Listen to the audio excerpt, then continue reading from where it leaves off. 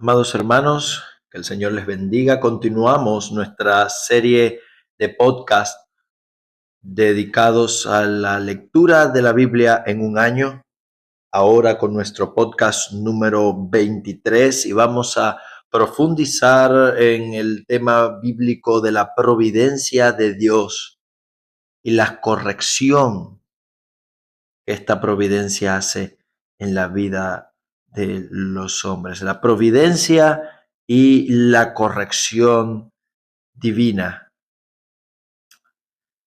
En primer lugar, providencia significa o es aquella acción de Dios que utiliza medios para llevar a cabo su voluntad. El sol en la creación es un medio de la providencia para proveer la luz. La reproducción, la intimidad sexual es un medio de la providencia para generar descendencia. La providencia es el control de Dios en cada milímetro de la creación para llevar a cabo su plan, para llevar a cabo su propósito y su pacto, para llevar a cabo sus decretos soberanos. No son actos al azar, caprichosos, tampoco son actos en el vacío, ya que Dios opera a través de medios, a través de instrumentos. Y eso lo vemos en el capítulo 24, cuando Abraham, ya siendo muy anciano, con 140 años, y preocupado al no saber la fecha de su muerte, quiso buscar una esposa para Isaac, su hijo, para que no tomara mujer de entre las naciones paganas en medio de las cuales vivía, ninguna mujer de los heteos y los cananeos que podía desviar su corazón, sino que Abraham le dijo a su siervo Eliezer, el mayordomo de su casa, que fuera a su tierra y a su parentela, en Ur de los Caldeos, en Mesopotamia, en la ciudad de Nacor, su hermano, a buscar a una virgen de su familia para que sea la esposa de su hijo Isaac.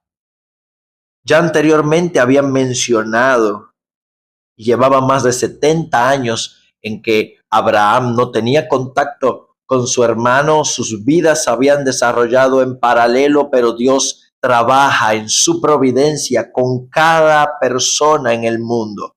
Y anteriormente ya se nos había mencionado en el capítulo 22 al final que Milca le había dado a luz a Nacor descendencia, entre ellos Betuel, y que Betuel había tenido o había sido padre de Rebeca y de Labán. Sin saber esto, por supuesto, Eleazar llega con riquezas, un grupo de hombres, camellos a la ciudad, y Eleazar ora, confiando en la promesa de Dios que Abraham le había dado de que el Señor prosperaría su camino. Eleazar llega al pozo de la ciudad y le ora al Señor para sus adentros, que aquella joven virgen que saliera a buscar agua y él le pidiera agua para beber y ella le concediera y a la vez diera a beber a los camellos, sería quien el Señor había destinado para Isaac. ¿Qué vemos aquí? Confianza en el Señor, la oración como un instrumento de la providencia y los requisitos que Eliezer, como un hombre maduro y sabio, determina para una mujer piadosa. Amados hermanos, no está mal también a la hora de elegir pareja. De hecho, sería lo ideal buscar consejo en hombres más sabios. Eliezer estaba mirando dos características fundamentales: generosidad, una mujer misericordiosa, una mujer generosa, dadivosa, y servicio, una mujer trabajadora. Porque darle de beber a 10 camellos no era algo fácil. Y en ese momento, por la providencia, justo cuando él termina de orar, sale Rebeca, le pide agua, cumple lo que ya hemos dicho, y cuando le revela su identidad, Eliezer entiende que ella era pariente de Abraham. Y por eso es que el siervo dice, bendito sea Jehová, verso 27, Dios de mi amo Abraham, que no apartó de mi amo su misericordia y su verdad, guiándome Jehová en el camino a casa de los hermanos de mi amo. Así funciona la providencia de Dios. Opera a través de medios humanos, opera a través de la oración, a través de la observación diligente. No es algo para que nos sintamos en una confianza vana, sino para que descansemos en el Señor, confiando en su verdad. El siervo llega con la familia de Rebeca, le cuenta todo y ella voluntariamente decide ir con él de vuelta a la tierra de Canaán, y el capítulo termina con el encuentro entre Isaac y Rebeca y la consumación de su matrimonio. Y dice, la trajo Isaac a la tienda de su madre y tomó a Rebeca por mujer y la amó. Ese es el resultado de confiar sobre todo en la guía del Señor. Dios opera en su providencia para la preservación de su pacto, para la continuidad de la simiente santa entre su pueblo y su parentela, dijo Abraham, no en yugo desigual, no con los incrédulos, sino con aquellos que forman parte de la línea de Dios, del pueblo de Dios, y sobre todo aquellos a quienes el Señor ha designado por su providencia, aún en los temas más triviales, podemos decir, como las relaciones emocionales. La providencia de Dios está trabajando. Tenemos un seguro en quien confiar. Tenemos algo seguro en que confiar, porque el Señor tiene el control de todo. En Nehemías capítulo 13, vemos años después, 12 años del primer mandato de Nehemías como gobernador de Jerusalén y de Judea. Él había vuelto a la corte del rey Artajerjes y el pueblo se había relajado en la fidelidad y en el cumplimiento de la ley de Dios. Se habían apartado del camino de la verdad. Cuando Nehemías retorna, se lee en el libro de la ley de Moisés que aquellos pueblos que no habían salido a recibir al pueblo de Dios con gozo, sino que habían alquilado a Balaam para que los maldijera, aunque Dios volvió la maldición en bendición, debían separarse. Amonitas y moabitas quedaban excluidos por la ley de la congregación del Señor, estos descendientes de Lot.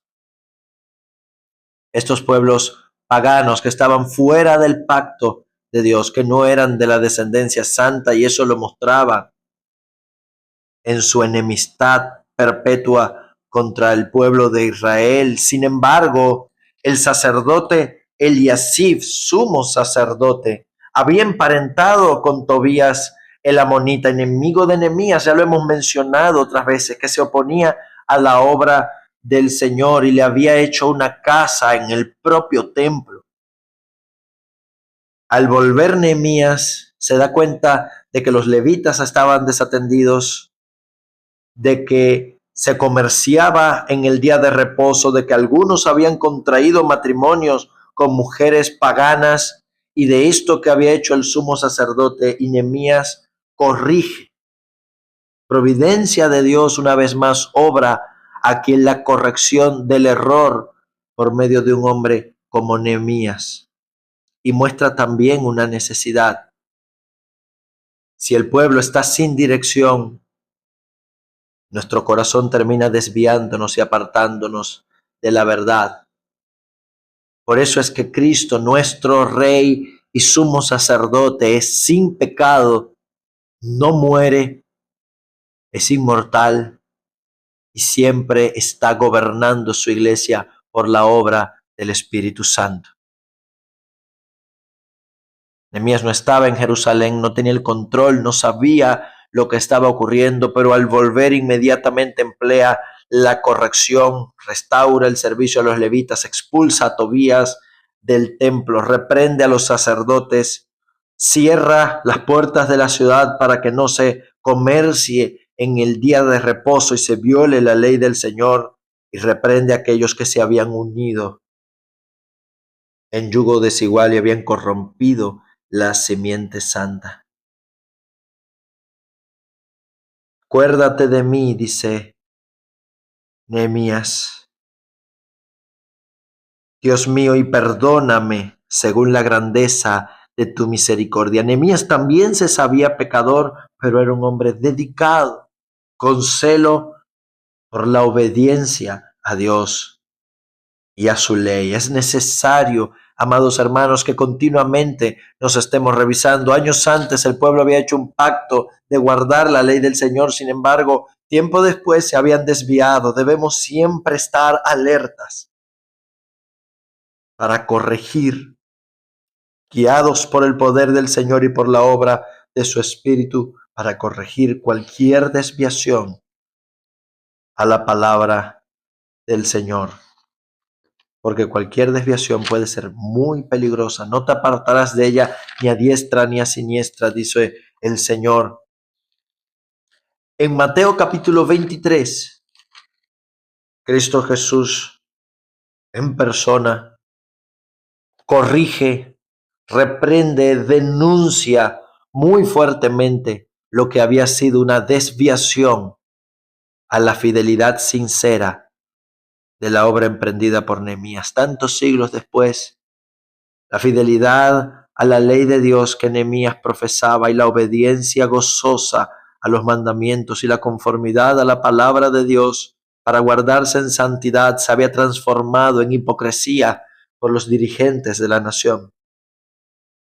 Cristo comienza hablándole a los discípulos y al pueblo su último discurso público, reprendiendo a los líderes, pero recordándoles que por cuanto ellos se sentaban en la silla de Moisés y eran intérpretes de la ley, debían obedecerles. Aquí se ve la preeminencia de la palabra, siempre y cuando se mantengan los líderes proclamando la palabra de Dios y en lo que enseñen que se conforme a la palabra de Dios debemos escuchar. Pero dice Cristo, no les imiten, porque ellos dicen, mas no hacen. Y en primer lugar, denuncia o instruye a los discípulos a que no anhelen los primeros lugares, ni ser los líderes entre ellos, sino a seguir su ejemplo de humildad. El que quiera enaltecerse, una vez más les recuerda, sería humillado. Y el que se humilla será enaltecido. El que quiera ser el mayor debe ser el siervo de todos. La grandeza en el reino de los cielos no se mide por cuántos servidores se tiene, sino por cuántos se sirve. Y luego hace 7 ayes. Y esto es interesante en la estructura del Evangelio de Mateo. Los discursos del Señor comienzan con las bienaventuranzas y terminan con los ayes. Esto es propio de la enseñanza rabínica.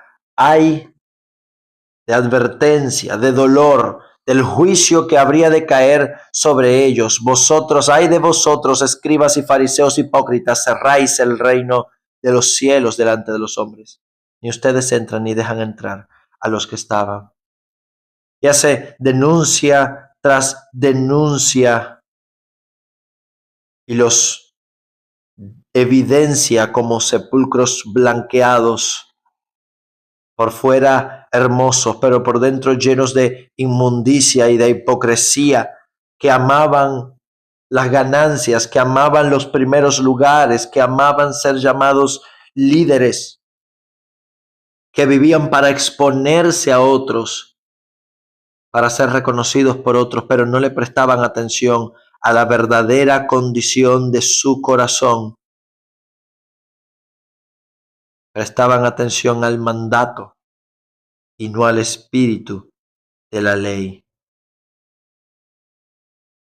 Decía el Señor que se olvidaban de lo más importante de la ley, que es la justicia y la misericordia y la fe. Y termina el capítulo levantando un clamor sobre la ciudad de Jerusalén, anunciándoles el juicio inminente que iba a caer sobre los fariseos y líderes de la nación y sobre toda la ciudad, que vendría sobre ellos toda la sangre justa derramada, todo el juicio del Antiguo Testamento, desde la sangre de Abel, primer mártir de la fe, podríamos llamar, en Génesis capítulo 4, hasta la sangre de Zacarías, en segundo de Crónicas, que era el último libro que cerraba el canon del Antiguo Testamento, en el tiempo de Jesús. Zacarías, el hijo del sumo sacerdote, Joiada, que fue matado entre el templo y el altar. Todo ese juicio vendría sobre esta generación. Más adelante el Señor lo ampliará en el capítulo 24.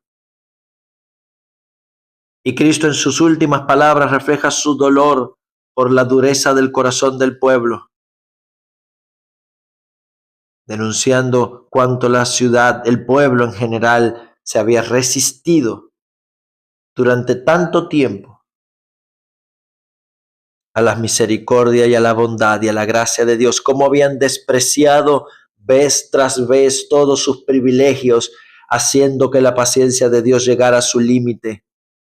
Y Cristo les dice: vuestra casa os es dejada desierta. Su gloria definitivamente abandonaría el templo y la nación, y ellos serían destruidos por los ejércitos romanos. Oh hermanos,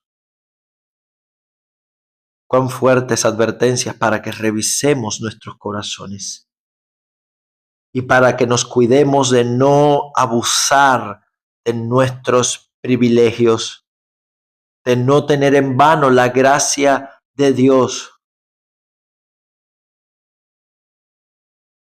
En Hechos, capítulo 23, vemos una vez más la bondadosa providencia del Señor con la vida de Pablo. Ya que Pablo es presentado ante el concilio, el Sanedrín de los judíos, y aprovechando la división que había, Pablo afirma que él estaba siendo juzgado por la esperanza de la resurrección de entre los muertos, cosa que era verdadera. Y muchos de ellos terminan reconociendo una vez más que no había ningún mal en él. En imitación de Cristo, Pablo fue abofeteado por orden del sumo sacerdote de una manera injusta, y fue declarado inocente, y con todo tratado como un culpable, y quisieron matarle. Se levantó un complot contra él de varios judíos que quisieron oponerse y darle muerte, y los romanos tuvieron que trasladarlo hasta Cesarea Marítima, la capital de la provincia, en presencia del gobernador Félix, para ser juzgado por él. Pablo se podía creer, y nosotros muchas veces podemos creer, que somos víctimas de la voluntad de los hombres. Pablo estaba en las manos, aparentemente, de romanos corruptos, de sacerdotes impíos que lo único que querían era matarlo, de la conspiración de hombres perversos. No tenía ejército, no tenía poder, no tenía autoridad humanamente hablando. Sin embargo, Pablo descansaba y confiaba en la providencia de Dios. Y en su poder, Dios estaba guiando todas las cosas para que Pablo testificase en Roma delante del emperador y para que Pablo llegase a predicarle la palabra ante los líderes, ante los reyes. Cristo mismo le dijo en el verso 11, ten ánimo, Pablo, pues como has testificado de mí en Jerusalén, es necesario que testifiques en Roma.